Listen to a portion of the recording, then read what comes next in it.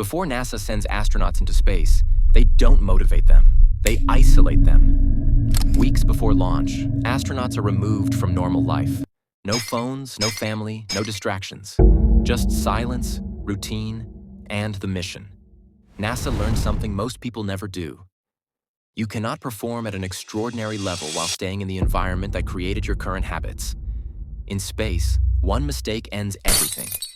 So NASA doesn't rely on motivation. They change the environment.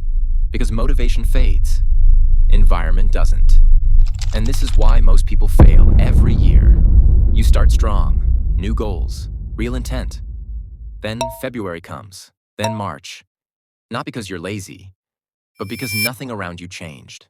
Same phone, same room, same people, same habits disguised as comfort. Motivation is emotional. Environment is constant.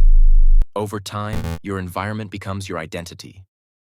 You don't rise to your goals. You fall to your systems. That's why the disappearance protocol exists.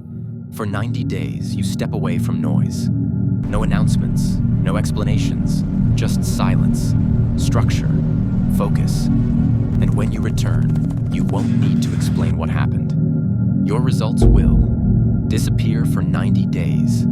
Come back unrecognizable. Rule 1 is monk mode. This is total extraction. Before launch, astronauts don't reduce distractions. They eliminate them. For the next 90 days, dopamine noise goes silent. No alcohol, no weed, no gaming, no endless scrolling. Not because these things are evil, but because they train your brain to avoid effort. This is where most people fail. They wait for motivation. But motivation negotiates. Discipline doesn't. Monk mode is built on non-negotiables, not feelings. Non-negotiable means there is no debate. Tired? You do it. Unmotivated? You do it. Daily movement. Daily mental stillness. 0 substances. Then add 1 to 3 personal commitments aligned with your mission. No more than 6. This isn't punishment, it's structure. When decisions disappear, consistency appears. And when consistency appears, identity begins to change. Rule 2 is environment engineering. This is where most discipline fails, or becomes unnecessary. Astronauts don't rely on willpower in space.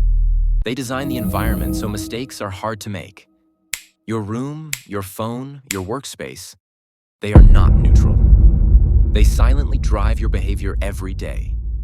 If temptation is visible, resistance becomes a daily battle. And battles fought daily are eventually lost. So you don't resist triggers. You remove them. The TV leaves the bedroom. The junk food disappears. The distractions go out of sight. Your phone becomes a tool, not a toy. No endless apps, no constant stimulation. And your spaces get one purpose only. The bed is for sleep. The desk is for work. No overlap.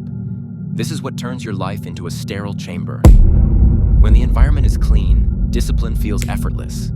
You stop fighting yourself. You don't become stronger. You become harder to derail. That's how real control is built. Rule 3 is the launch date. Astronauts don't train indefinitely. They have a date on the calendar. That date changes everything. Without a real deadline, effort stays theoretical. You can plan forever. You can pretend you're improving. Reality doesn't allow that. So you choose a physical event, something measurable, public, and unavoidable. A race, a fight, a competition, something you can't fake. Deadlines reshape identity because they force honesty. There's no almost. You either show up ready or you don't. On the days motivation disappears, the date remains. It removes choice. And when choice disappears, commitment sharpens. The launch date turns training into preparation, and preparation into proof. That's how effort becomes real. Rule 4 is identity through pain. Growth doesn't come from comfort. Comfort preserves who you already are.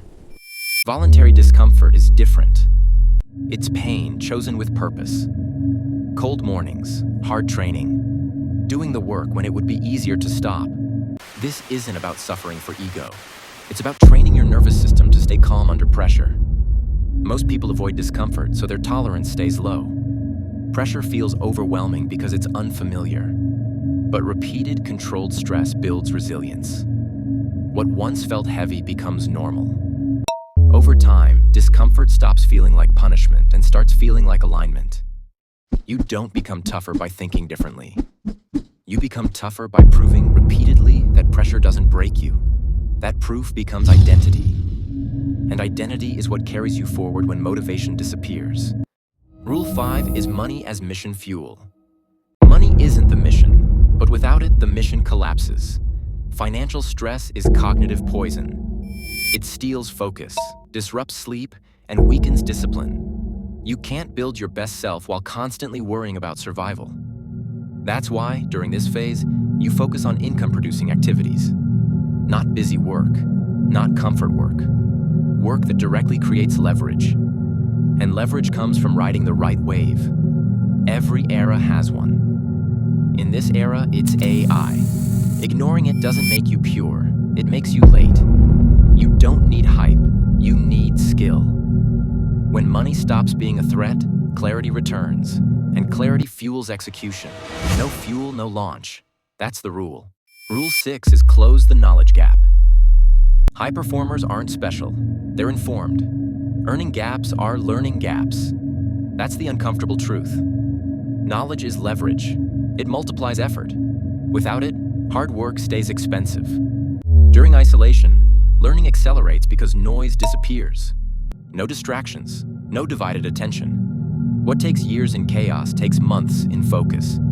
You study what people at the level you want to reach already know. Not randomly, deliberately.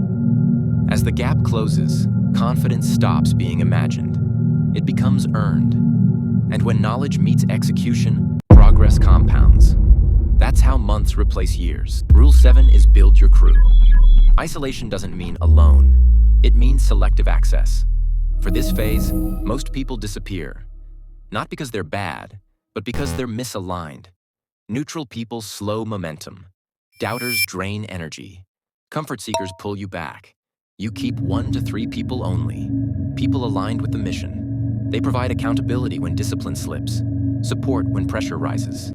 Expertise where you lack experience. Astronauts don't launch solo. Neither should you. The right crew doesn't comfort weakness. They reinforce standards. And standards are what carry you through the hard days. Choose carefully. Rule 8 is the promise. Discipline breaks when it's only about you. Human beings will sacrifice comfort for meaning far longer than they will for goals. So you anchor your mission to someone beyond yourself. A parent, a sibling, someone you love. You make a promise. Not quietly, not loosely, but deliberately. That promise turns quitting into betrayal. Failure becomes emotionally expensive. On the days discipline weakens, purpose holds. You stop asking how you feel and start acting in alignment with what you stand for. That's the difference between temporary effort and transformation that lasts. Meaning is the final anchor, and anchors don't move. This isn't about motivation. It never was. It's about structure, environment, and meaning, applied consistently. For 90 days, you don't announce anything. You don't explain yourself. You don't look for validation. You disappear. You let the rules do the work. You let silence sharpen you. And when you return, you won't need to tell anyone what changed. Your discipline will be visible. Your focus will be obvious. Your results will speak for you. Disappear long enough to rebuild, then re-enter on your own terms. That's the protocol.